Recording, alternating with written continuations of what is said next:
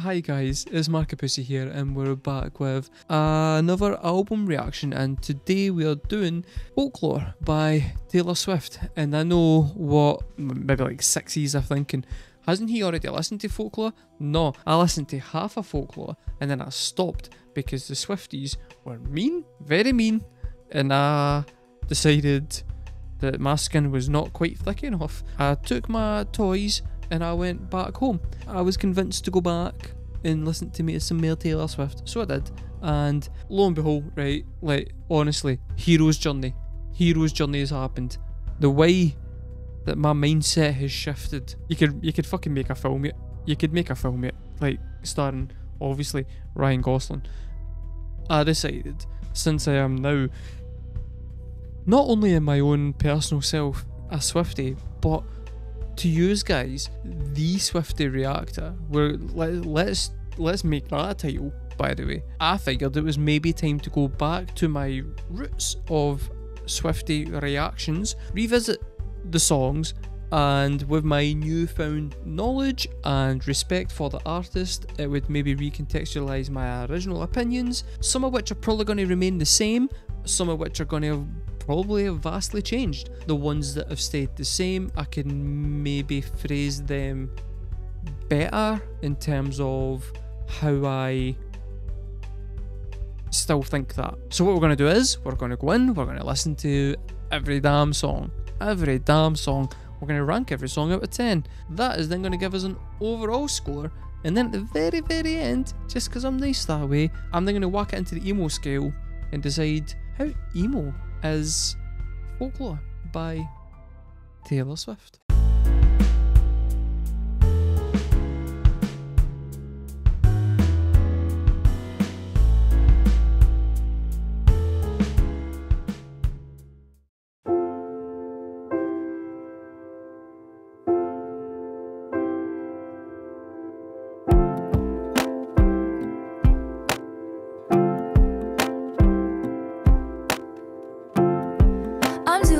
I'm on some new shit. Been saying yes instead of no.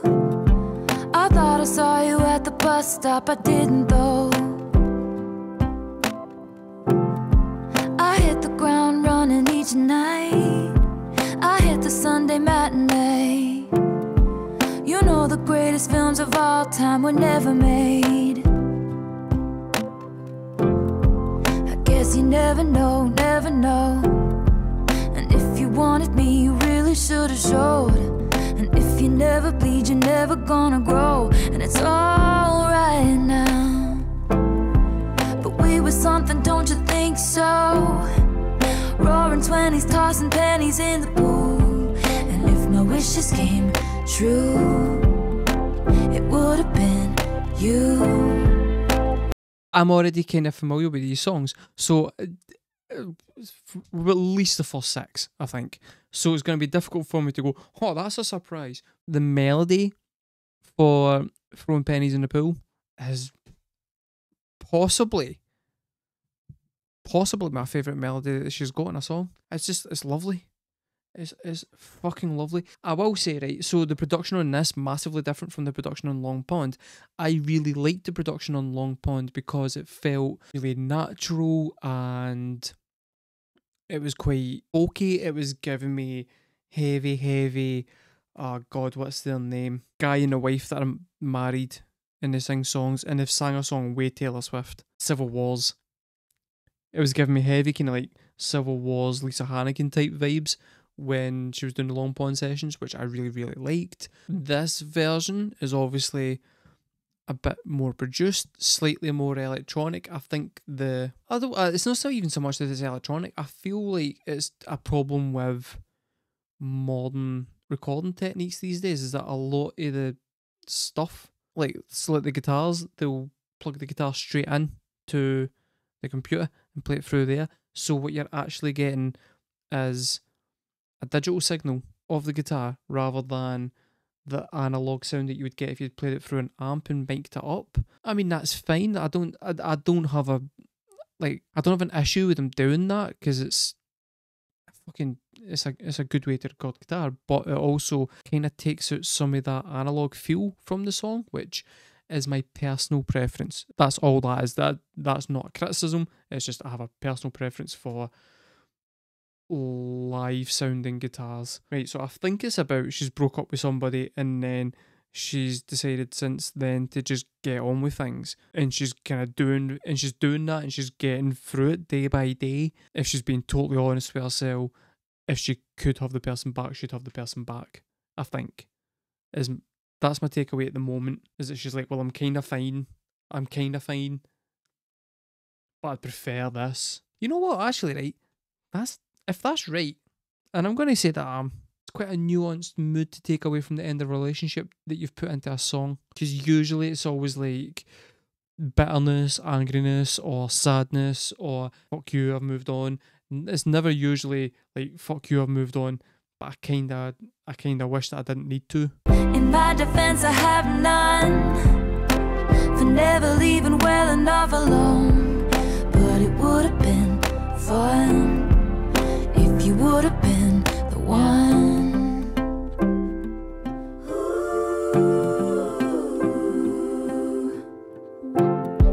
I had this dream you're doing cool shit, having adventures on your own. You meet some woman on the internet and take her home. We never painted by the numbers, baby, but we were making it count. You know the greatest loves of all time are over now. I guess you never know, never know. And it's another day waking up alone, but we were something, don't you think so? Roaring 20s, tossing pennies in the pool. And if my wishes came true, it would have been you. In my defense, I have none for never leaving well enough alone, but it would have been fun if you would have been the one. I persist and resist the temptation to ask you if one thing had been different. Would everything be different today? We were something, don't you think so? Rose flowing with your chosen family, and it would have been sweet if it could have been me. In my defense, I have none for digging up the grave another time, but it would have been fun if you would have been the one.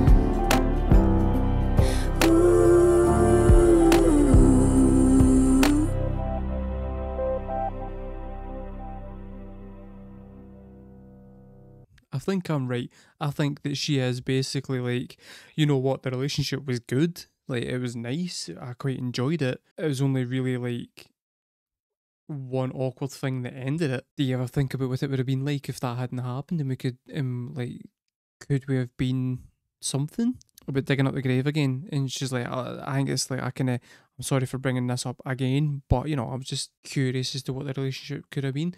But at the same time, not from like a place of pain, just out of idle curiosity, I think, because she is fine. I'll say from a musical standpoint, I like that as an album opener, because it's just really chill, and it kind of sets the mood for what the album's gonna be. I'm not still particularly au fait with the oeuvre of Taylor Swift. I know that like previous albums are gonna have like Shake Off and that kind of shit on it, and I don't think there's any of that on this album. And I don't know how much the previous albums have got songs like Shake It Off on them, which is kind of why I didn't listen to them, because I was like, well, I don't want to listen to an album of that. I don't like that. So then when I listened to this song, I was kind of like, well, it seems, this feels like a different direction in from what I expect of Taylor Swift. Now I'm like, oh, okay, that's Taylor Swift.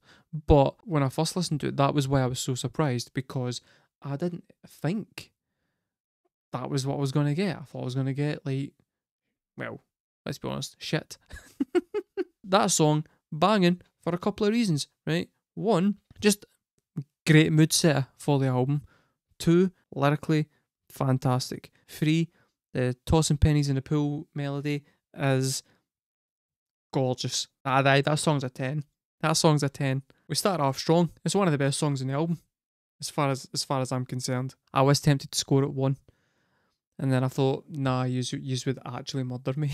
And I'd need to score another song like 500 just to kind of even it out. I don't even know what the next song is. Oh, the next song's Cardigan. Cardigan's a 10. Let's be honest. Cardigan's a fucking fantastic song. Ooh. Vintage tea, brand new phone, high heels on, cobblestones. When you are young, they assume. You guys know by now that I am a fan of when any artist, but Taylor does it quite often, I've started to notice, uses the music to accentuate the storytelling that she's doing. So, for example, here, where you've got the percussion that is not quite the same, but sounding like high heels on cobblestones, which you then go, high heels on cobblestones, the lyric, and you go, that's nice. That's a nice wee nod. It's a bit like when they were in the manuscript, when she's talking about writing a manuscript, and they went and put the microphone inside the piano so that you got the hammer hits of the piano to sound like a typewriter.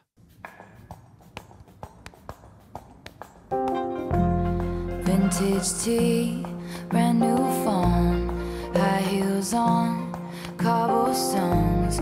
When you are young, they assume you know nothing.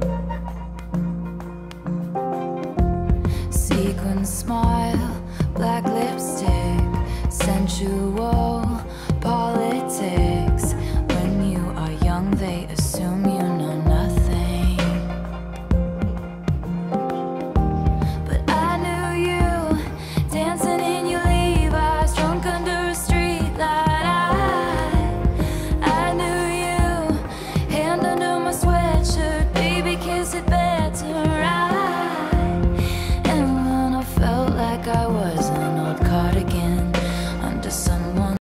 Right, you know what? I said this the last time, right?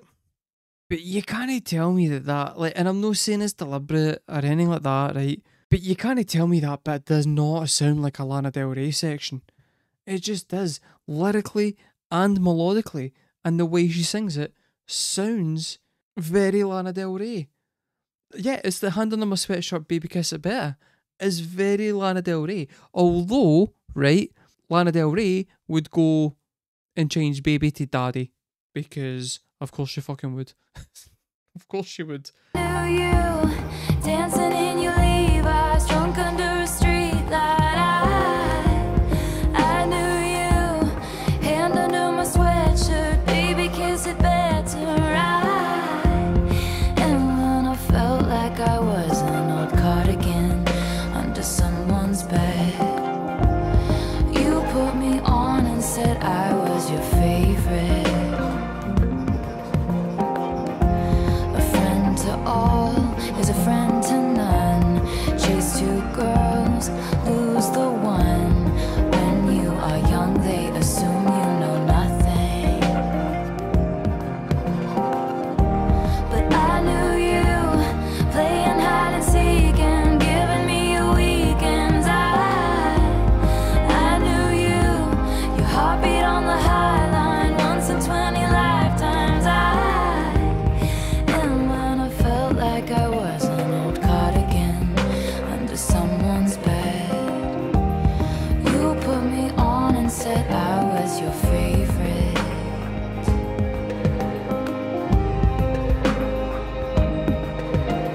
Now, I cannot be certain, but I think they've changed the chords in the second chorus.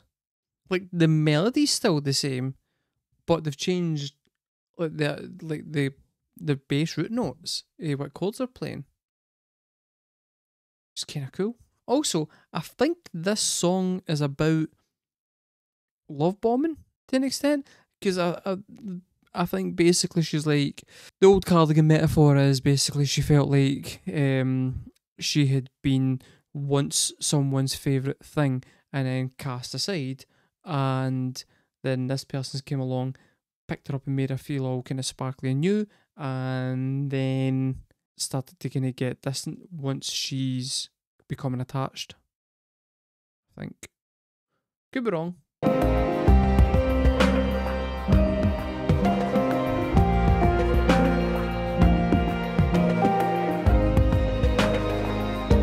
To kiss in cars and downtown bars was all we needed. You drew stars around my scars, but now I'm bleeding. 'Cause I knew you stepping on the last train marked me like a bloodstain. I knew you tried to change the ending, Peter losing Wendy. I knew you leaving like a father, running like water. When you are young, they assume you know nothing, but I knew you'd linger like a tattoo kiss. I knew you'd haunt all over my what ifs.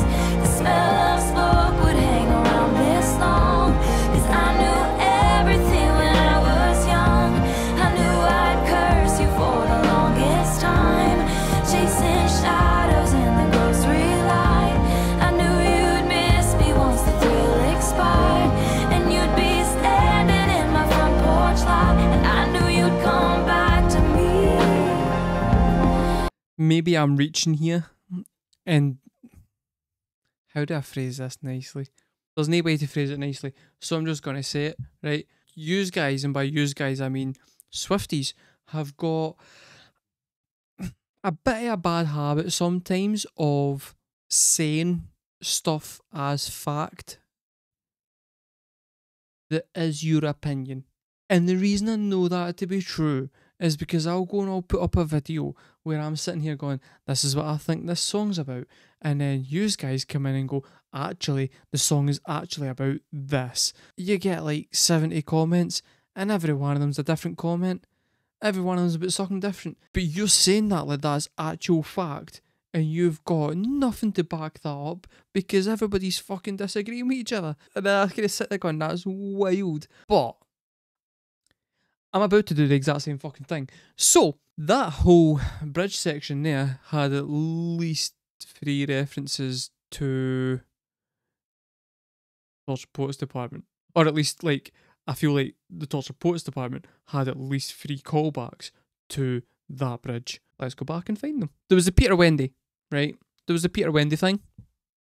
That one should be pretty self-explanatory, okay? When you are young, they assume you know nothing, but I knew you'd linger like a tattoo kiss. I knew you'd haunt all over my what ifs. The smell of smoke would hang. That one, she definitely had a fucking bit where she was referencing an ex that used to smoke a lot, who I am assuming is Matt Healy. I don't know, that can't be right. I think this came out way before the whole Matt Healy thing. Was this before Matt Healy? Or was this after Matt Healy? Right, so very possibly this is about Matt Healy.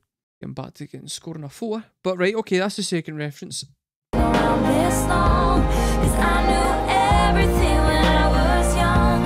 I knew I'd curse you for the longest time, chasing shadows. Then there's also that whole bit about how, like, and how did it end when she's all like, oh, I saw them in the shops after they broke up, and they said that they broke up with somebody, and then everybody's like, oh, how did it end? That's me doing my Swiftie thing where I'm just connecting dots.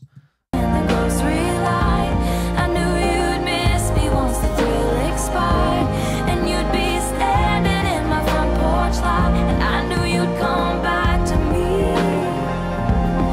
You'd come back to me, and you'd come back to me, and you'd come back. And when I felt like I was an old cardigan under someone's bed, you put me on and said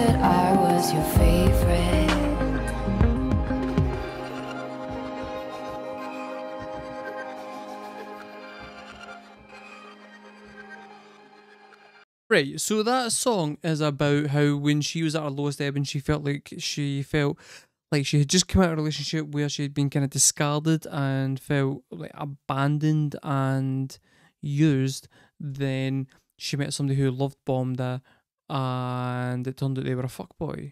That's my takeaway. That is my takeaway from that song. I'm gonna say it, guys, I'm 100% on the money. I'm on the fucking money with this one. I've got this one. Point is, yeah, so that song was a 10. Yeah. That song was a 10. Popular in the one, but we're really catchy enough melody to make it sort of, you know what, like, because the thing is, I don't even mind pop songs that much. It's just, I like a pop song if it's got enough substance to it, that it's not just completely throwaway. And I feel like lyrically, that song brings a lot to the table. Next song is The Last Great American Dynasty, however the fuck you want to say it.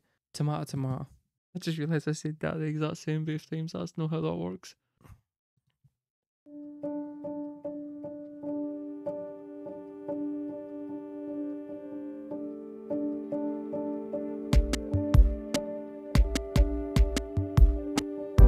Rebecca rode up on the afternoon train. It was sunny. Her salt box house on the coast took her mind off. I remember this song now. It's fine. I remember this song now. We're good. I know what this song's about. We're alright.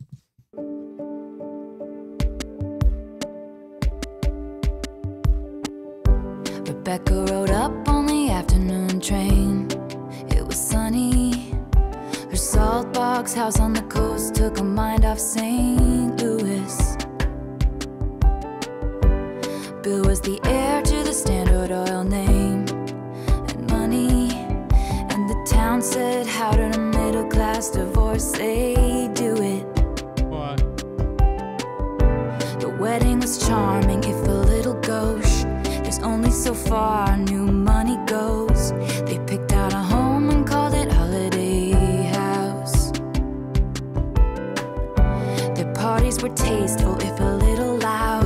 The doctor had told him to settle down. It must have been her fault his heart gave out. Right, so basically, Rebecca Harkness, don't know who she is, but we'll get to that. She's like middle class suburban person who marries wealthy guy from an oil company, and together they buy a house and blah blah blah blah. But what Taylor's doing here particularly well, I would have to say, is laying out how where they lived, the townspeople didn't approve of the marriage. They thought that it's kind of unspoken, but basically she's a gold digger, and thought that she was, despite the money, like despite being then rich because she married into it, that she didn't belong. And it was a whole, like, so basically the whole thing that she's trying to paint as, here's this person who suddenly became like wealthy and successful and amongst this elite, and she's an outsider who doesn't belong. They look down on her because they feel like she doesn't deserve to be there. It's a particularly American thing. You don't really get this in Britain so much, I don't think. Well, to an extent you do, but we've got like a very, very fucking inherent class system that's its own thing. America has got old money, new money, and old money is people who kind of struck it rich during the Industrial Revolution and back from like the American Civil War and slightly before that. Like, it's generational wealth. For example, Donald Trump, generational wealth compared to, say, Zuckerberg, who's new money. And it's like, so basically the whole thing is you may have the money, but you don't have the class. Very, very much the same as, like, if you've seen the press coverage of Meghan Markle, it's that exact same thing, where she married into old money, but not just old money, like power and an elite class system that most people are never going to be able to get into, especially in Britain. You are your class, and it's very difficult to get out of that class. They fucking demonised Meghan Markle. A lot of it, she kind of brought on herself a wee bit. She didn't play the game that well. Didn't actually deserve half the shit that she got. And a lot of it was just pure snobbery. A wee bit like me with my Taylor Swift reactions. For anybody who's been uncertain, that's the backstory so far. Let's crack on. And they said, there goes the last great American dynasty. Who knows if she never showed up, what could have been? There goes the maddest woman this town has ever seen. She had a marvelous time ruining everything. Rebecca gave up on the Rhode Island set forever. Flew in all her bitch pack friends from the city. Filled the pool with champagne and swam with the big names and blew through the money on the boys and the ballet. And losing on card game bets with Dolly. And they said, there goes the last great American dynasty. Who knows if she never showed up, what could have been? There goes the most shameless woman this town has ever seen. She had a marvelous time ruining everything. They say she was seen on occasion pacing the rock, staring out at the midnight sea. And in a feud with her neighbor, she stole his dog and dyed a key lime green. 50 years is a long time. Holiday house side, quietly on that beach, free of women with madness, the men in bad habits, and then it was bought by me. Right, and therein is, boom, this thing in the fucking tail. So basically, and I'm explaining this in such detail because there's at least one person in the chat that said that they just don't understand this song and they don't like it that much. So I'm explaining why this song's fucking genius, right? So basically, this woman, Rebecca Harkness, she was common woman, married into money. Everybody in the fucking town bitched about her and said that she did not deserve it, blah, blah, blah, blah, blah. She then went, fuck yous, guys. I don't need to associate with yous. I've got all this money. Then she basically just enjoyed life until she died. Basically kind of upset the food system by no letting the criticisms of the people around her get to her. And this is an allegory for Taylor Swift, who basically has came up, completely fucking upset the whole music industry because, like, I don't think anybody was expecting her to be as successful as she is. But then you also get the whole, she got to that level of fame, and this, I think, was around the time where she, like, just after the time where she started to have all the shit with the record label and the guy who had went and bought the rights to all of her songs and stuff. And the media were absolutely fucking castrating Taylor Swift. There was the whole thing with Kim Kardashian and Kanye where they went after her, and the media was constantly bringing out stuff about, like, oh, she's just going to write another song about her ex-boyfriend and all that kind of shit, and they were peddling all that stuff. And I'll be honest with you, right, I 100% was drinking that fucking Kool-Aid because I didn't really give a fuck. And it's not even so much that I didn't like Taylor Swift, I just didn't give a fuck. So when I seen that information coming in at me, like, I kind of soaked it in through osmosis and was like, okay, right, well, okay, so, right, she's like a fucking psycho who shags guys and then writes songs about them, and she, like, fell out with Kanye for some reason I don't really give that much a fuck about. And, like, because let's be honest, yeah, Kanye's a ball bag as well. And there was all that. And the whole point of that media attack was to try and turn people against Taylor Swift, which worked. 100% has worked. And that damage, by the way, is still ongoing. This is her saying, fuck you can try and do what you want. I don't care. You're not getting rid of me. I'll do what I want. and I'm going to be fucking happy whilst I'm doing it. Undone somewhat by the album The Torture Poets Department, which is one of the most depressing albums a pop star has ever written. But, you know, the effort's there. Who knows if I never showed up, what could have been? There goes the loudest woman this town has ever seen. I had a marvelous time ruining everything. I had a marvelous time ruining everything. A marvelous time ruining everything. A marvelous time. I had a marvelous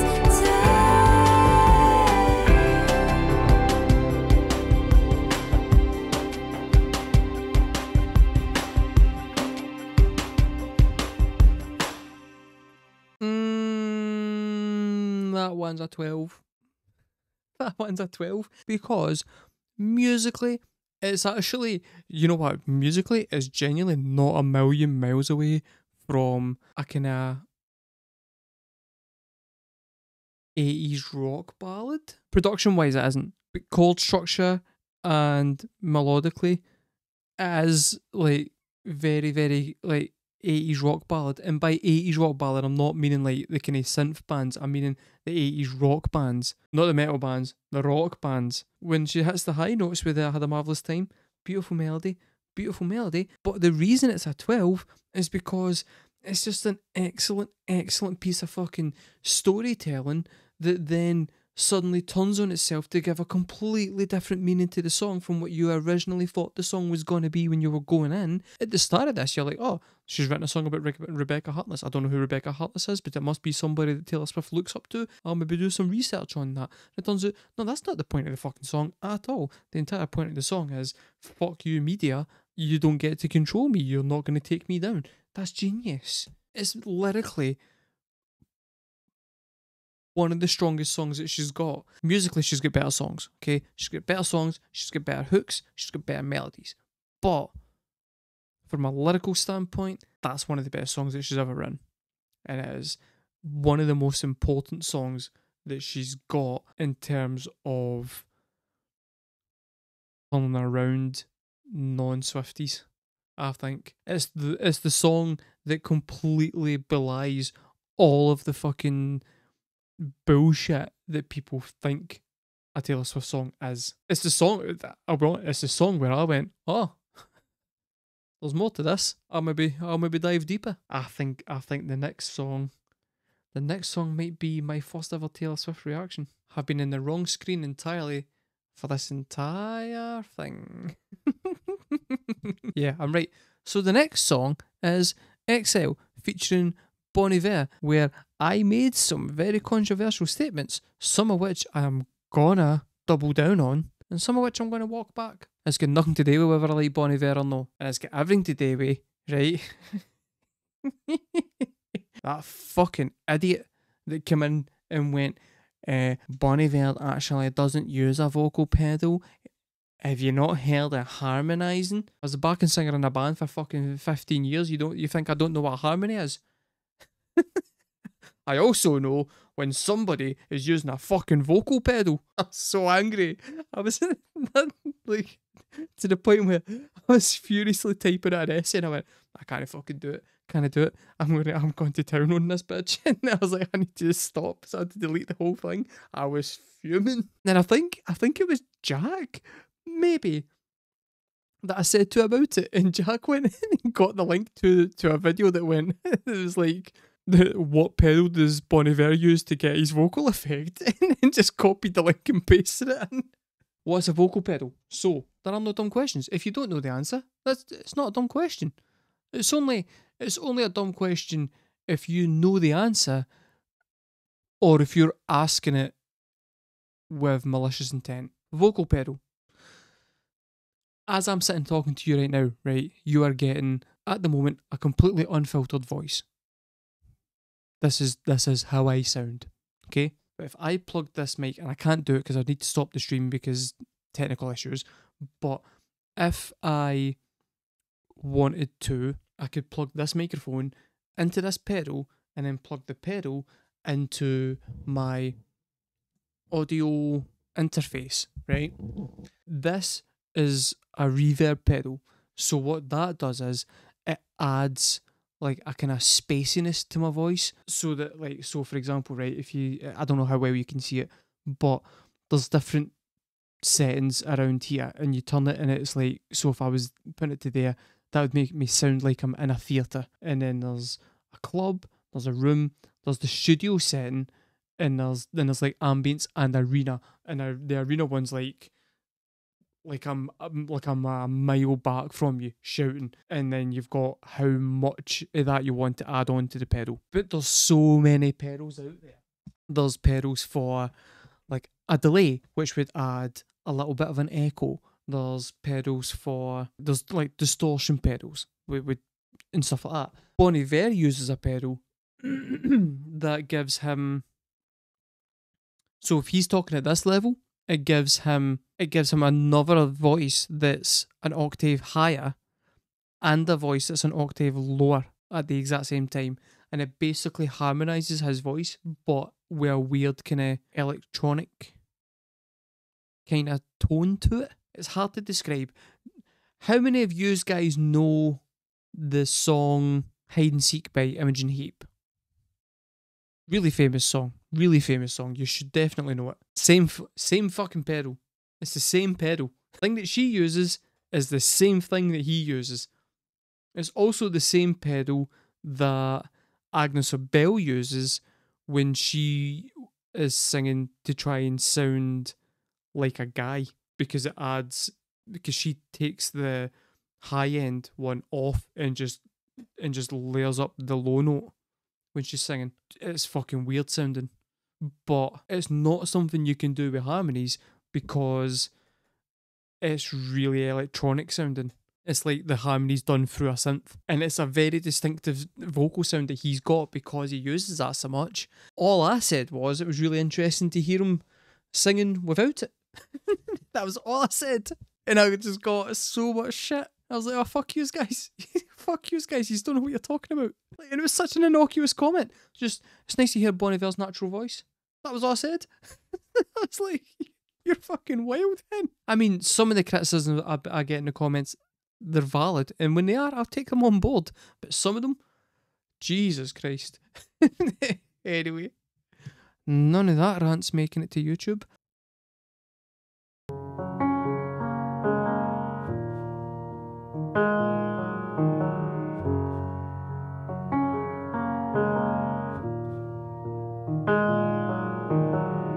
I can see you standing, honey, with his arms around your body, laughing but the joke's not funny at all. And it took you 5 whole minutes to pack us up and leave me with it, holding all this love out here in the hall. I think I've seen this film before, and I didn't like the ending. You're not my homeland anymore, so what am I defending now? There's no way that's his real voice. The sheer amount of fucking bass coming out of that is unreal. It's like the deepest voice known to man. Also, he must be like chewing that microphone. So good. The last time I heard it, I had my shit old headphones on, and I was like, this is good, yeah. But with this, he's like actually vibrating inside my fucking head, which, you know, some of yous women out there would maybe like Bon Iver to be vibrating inside your head, but it's not something I asked for. I'll cut that out as well. And it took you 5 whole minutes to pack us up and leave me with it. Wait, no, I'm sorry to pause that again, but when were Swifties supposed to be known for their openness? There's a lot of really nice Swifties out there. I'm getting cramp in my leg. There's a lot of really nice Swifties out there, right? And some of you guys, a lot of you guys in the comments have been absolutely fucking lovely. Don't get me wrong, right? Yous have been lovely. especially because I was quite negative with the first few Taylor Swift reactions, so I get the backlash, particularly with the Torch Reports Department reaction. Like, yous have been lovely to the point where it was actually a wee bit overwhelming with all the comments and stuff. I was just sitting there watching them coming in, going, guys, what the fuck? And the support that you've then shown the channel after that has been delightful. But let's not pretend here as if like the Swiftie fan base isn't known for being one of the most toxic fan bases. It 100% is. Not just the Swifties. Like, let's be real here. BTS fans hate me with a passion. Avenged Sevenfold fans despise me. Baby Metal fans cuss my name. They cuss my name. I'm fine with all it. I really don't care. Russia in general wants me dead. I don't drink tea anymore. I can't drink tea, and I'm British. Do you see how that's affected my life? I'm scared to drink tea because Russia are so angry at me. I told Putin to give up on his dreams. I called him a vodka swilling patriarch. My favourite thing that I said about Putin was when I said it turns out Putin doesn't just murder people, he also murders songs. It's just still, honestly, favourite comment I've ever made in any video ever. We're going back to the beginning of this song because I've fucked this reaction straight away.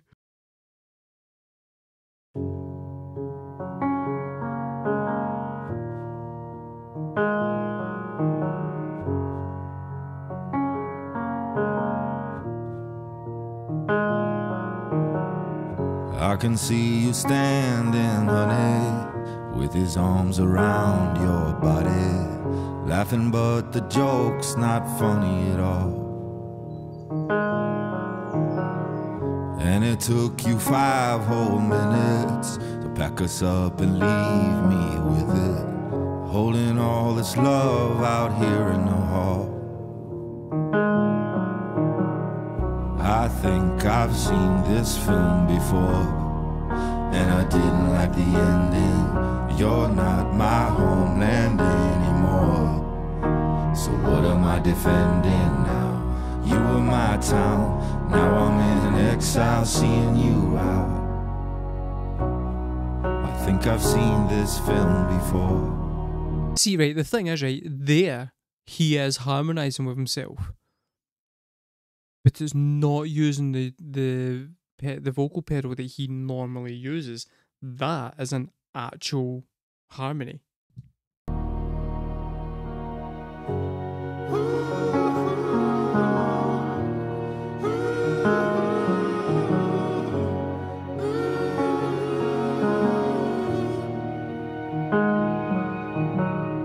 I can see you staring, honey, like he's just your understudy, like you'd get your knuckles bloody for me.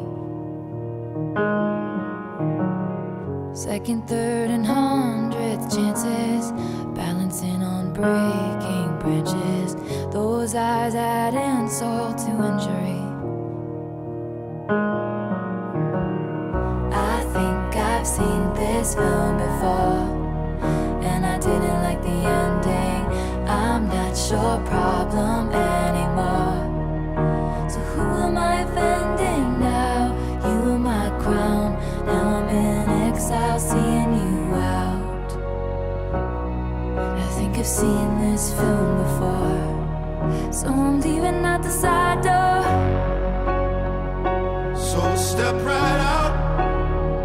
There is no amount of cry I can do for all this time. We always walked a very thin line. You didn't even hear me out. You never gave a warning sign. I gave so many all this time, I never learned to read your mind. I couldn't turn things around, 'cause you never gave a warning sign.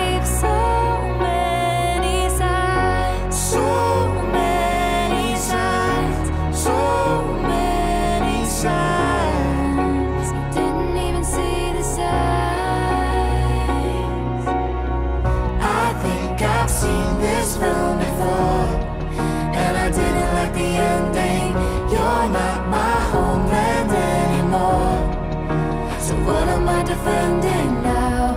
You were my town, now I'm in exile, seeing you out.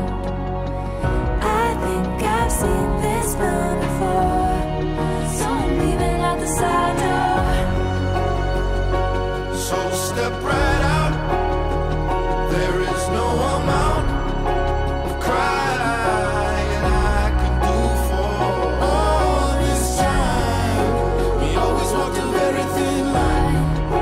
You didn't even hear me. Didn't even hear me. You never gave a warning sign. I gave so many All this signs. time, I never learned to read your mind. Learned to read my Couldn't turn mind. things around. Turn things So now I around. give a warning I sign. gave so many signs. So many signs. So many signs. So now I give a warning sign.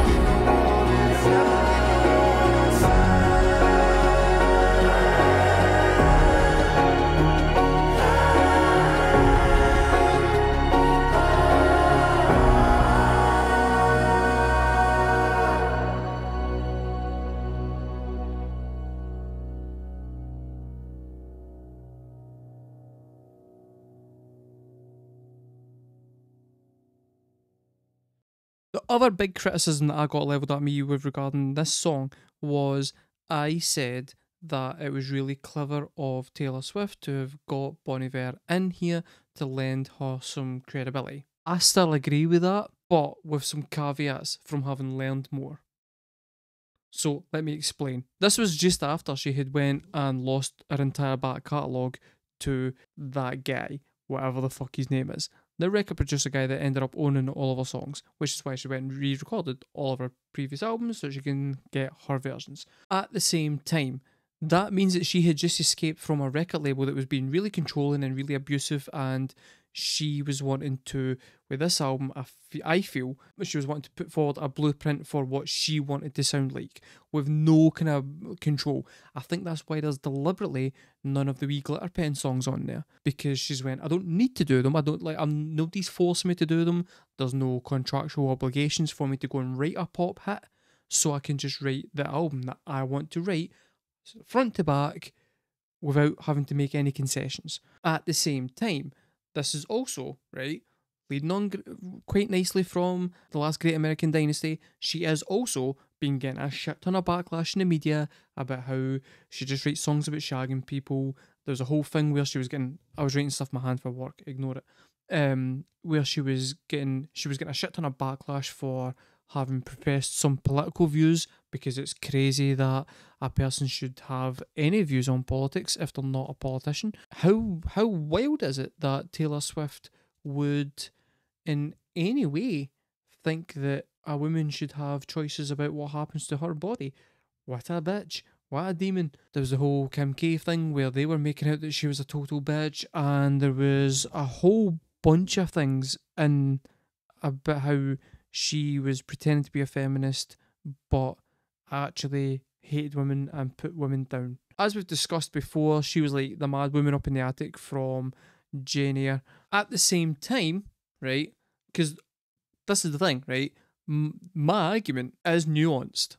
It is. It comes with a lot of, you need to take into account lots of fucking different details as to why I'm making the assumption that I'm making. At the same time, you've got Shake It Off, Love Story.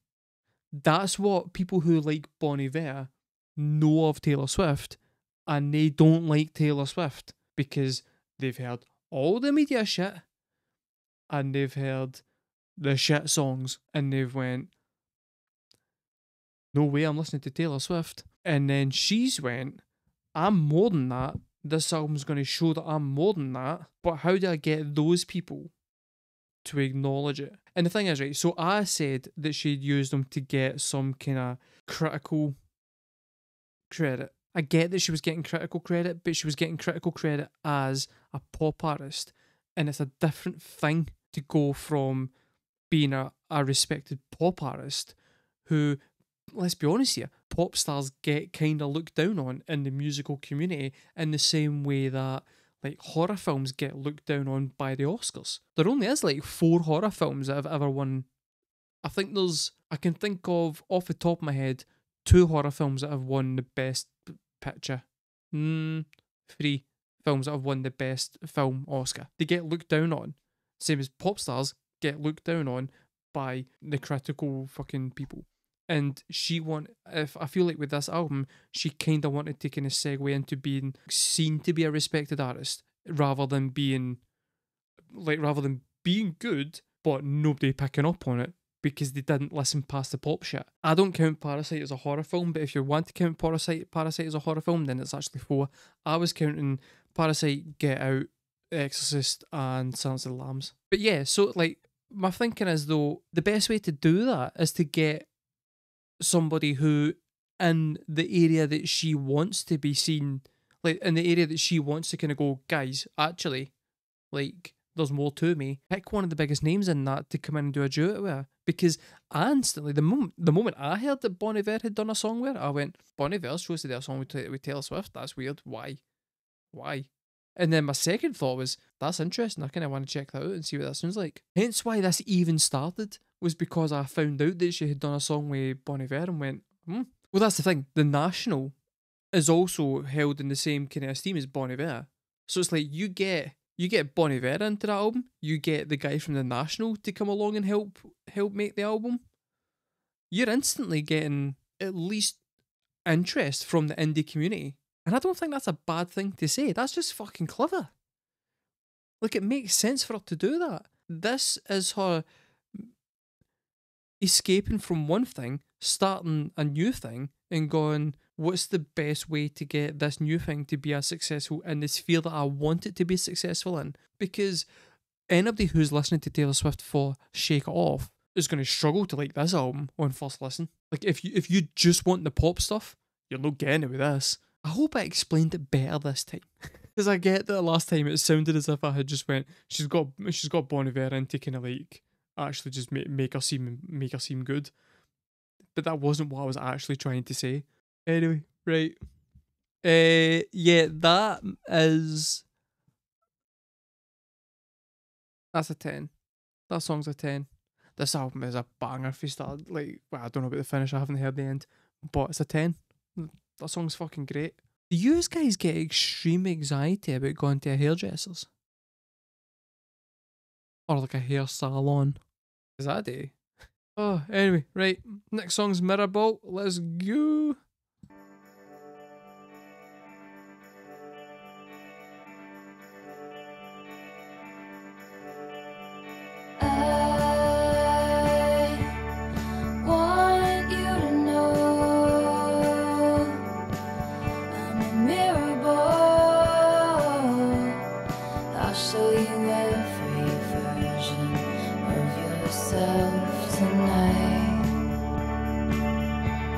Hairdressers just ask you the most personal shit. Right, there's a hairdresser I went to, right? And this was mental. So I found out that this guy, right, had been, he had a child, right?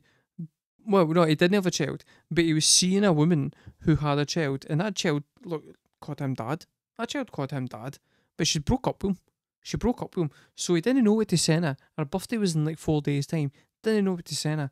So he'd sent £100 worth of chocolates to her mum, because he knew that the mum would then go and tell the daughter, and the daughter would get back in touch with him to go, why are you sending that shit to my mum?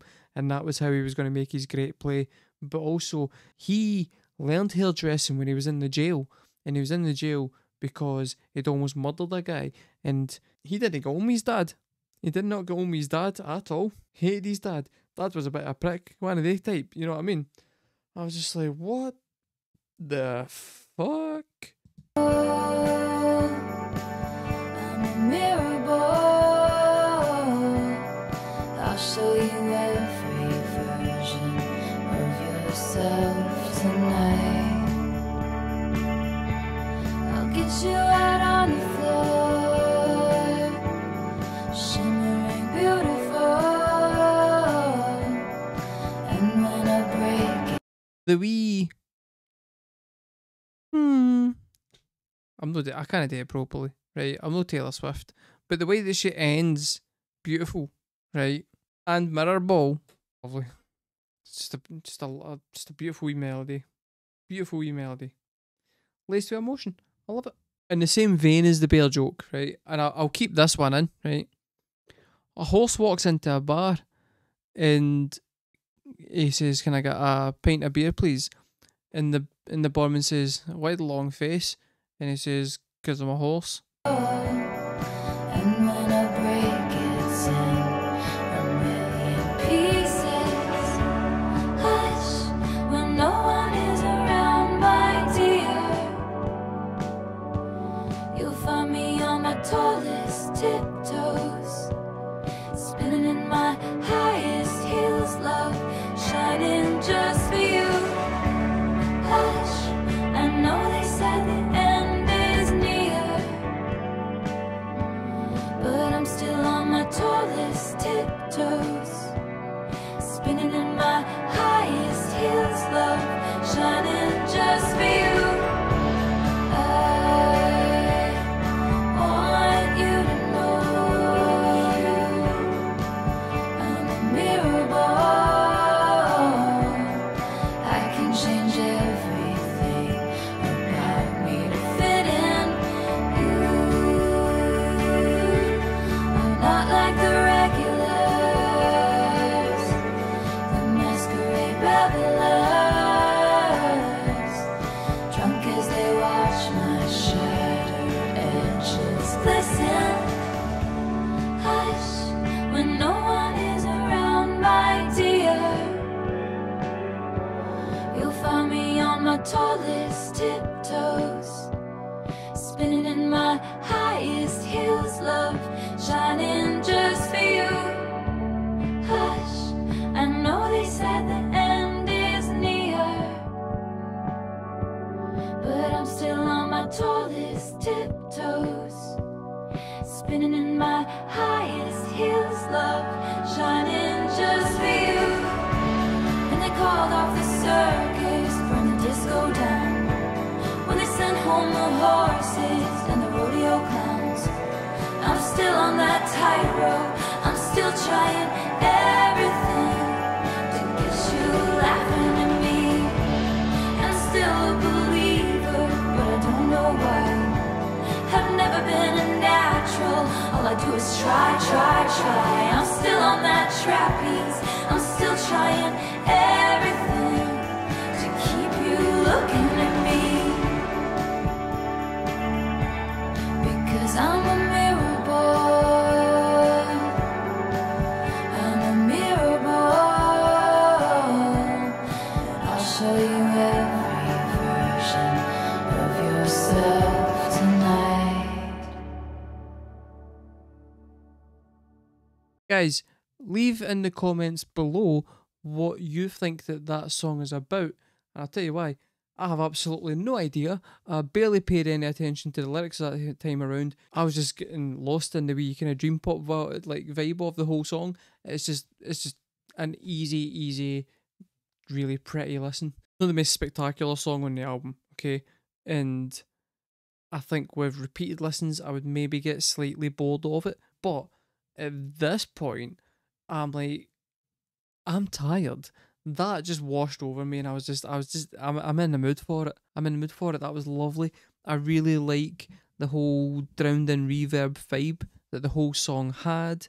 It was quite kinda, I mean, this is an obscure reference that absolutely fucking no one's getting, but it felt very kind of French for Rabbits to me, who are one of my favourite bands. I fucking adore French for Rabbits. So I kind of just didn't pay attention to the lyrics at all there. I just kind of sat there vibing it, and I was just enjoying it. I'd score that a 9. That song is, for me, this is going to sound strange because this album's actually quite easy listening, but that's like the easiest listening song on this album. It's the one that you can just put on in the background and just let it play, and you don't really have to think about it in any way. I don't feel a need to deep dive the lyrics too much. It felt the barest takeaway I got was, if this person gives her a chance, she'll bring out the best in that person, because they'll bring out the best in her. and it's a whole kind of reflection thing. I'm very possibly wrong, but at the same time, it's just a nice vibe, and I kinda just zoned out a wee bit. I'm not gonna lie. If you could help me in the comments by putting what the song's actually about, that'd be nice. I would appreciate that. Two-way street, guys. Sorry, I just completely zoned it. I was just like, hi, this is a tune. I was just enjoying myself. Because the wee melody in the mirror ball is legitimately beautiful. It's legitimately beautiful. I think that, and I really like the instrumentation on that song. The production on it, I like the reverb on the guitars. I like how drowned out it all is. It's just cool.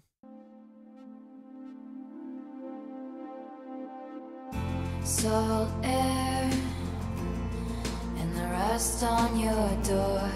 I never needed anything more, or whispers of are you sure?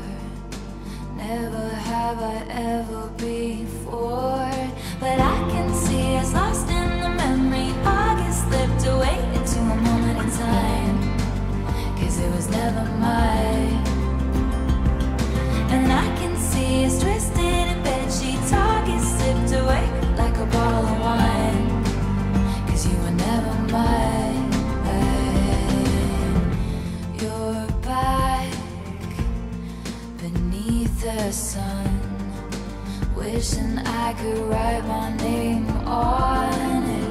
Will you call when you're back at school? I remember thinking I had you, but I can see it's lost in the memory. August slipped away into a moment in time, 'cause it was never mine. And I can see it's twisted in bed sheets. August sipped away like a bottle of wine, 'cause you were never mine.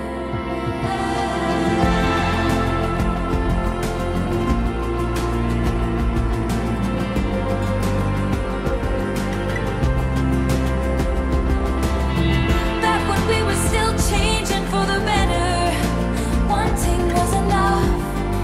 For me it was enough to live for the hope of it all. Cancel plans just in case you call and say meet me behind the mall. So much for summer love and saying us, 'cause you weren't mine to lose. You weren't mine to lose, no. But I can see it's lost in the memory. August slipped away into a moment in time, 'cause it was never mine. And I can see it's twisted in bed sheets. August sipped away like a bottle of wine, 'cause you were never mine. 'Cause you were never mine, never mine. But do you remember when I pulled up and said get in the car, and then cancel my plans just in case you called? Back when I was living for the hope of it all, for the hope of it all. Meet me behind the mall.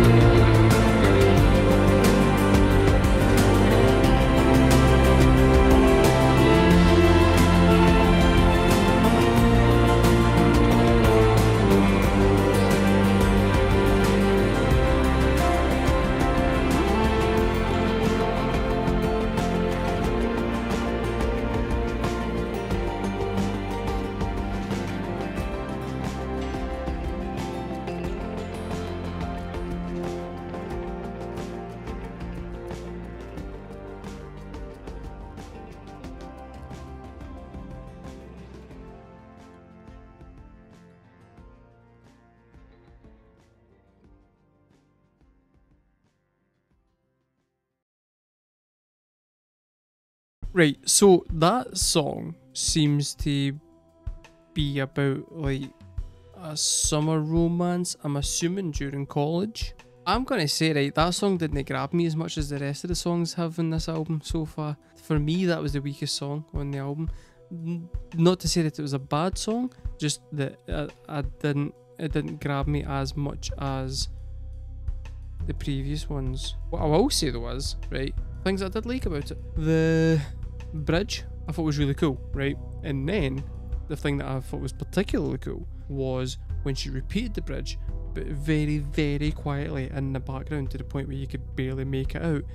And it felt like it was like all the balloons. What was all the balloons? They'll see that.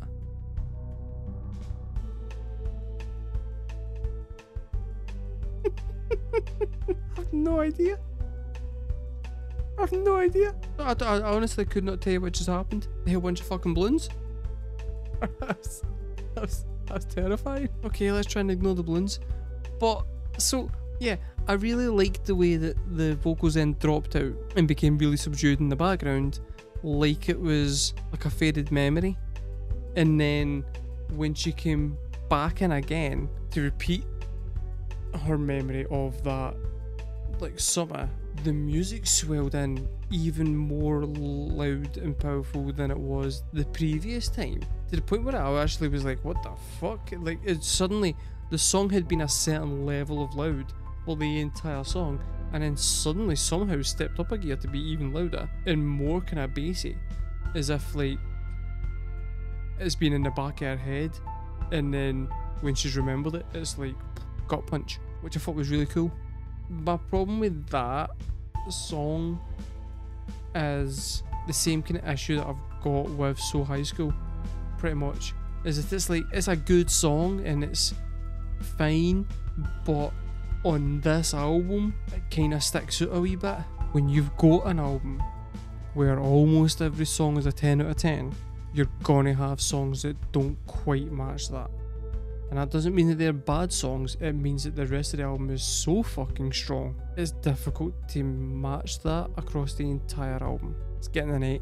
I'm also going to adjust this light, which is possibly going to be disastrous, but it looks like it's fallen. Guys, that is the end of part 1 of my reaction to Taylor Swift's Folklore album. I apologise that we didn't get to do the long pond sessions. As I said, I was gonna. Things happen. Things fall through.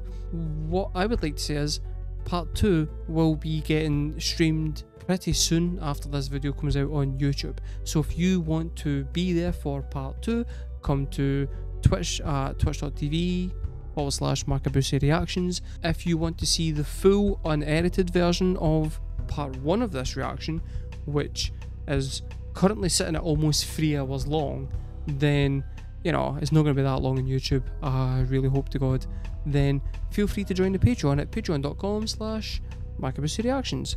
I'm not going to give a final verdict on the album yet because I've only heard half of it.